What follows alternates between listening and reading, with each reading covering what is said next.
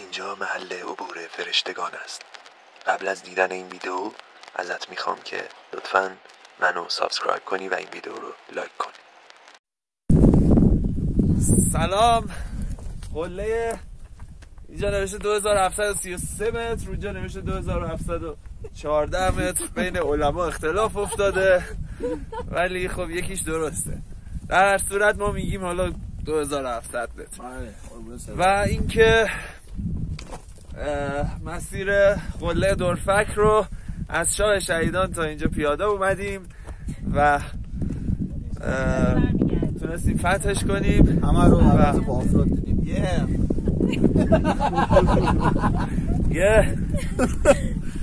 البته رفتیم اون برم دور زدیم طرف غار یخچی.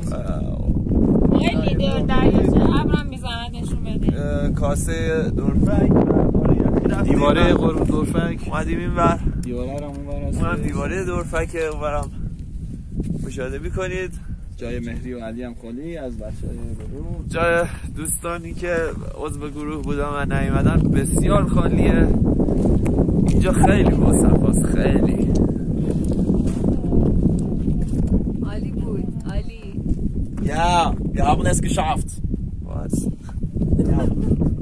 انجامش دادیم. ما تونستیم. شما حرفی ندارید.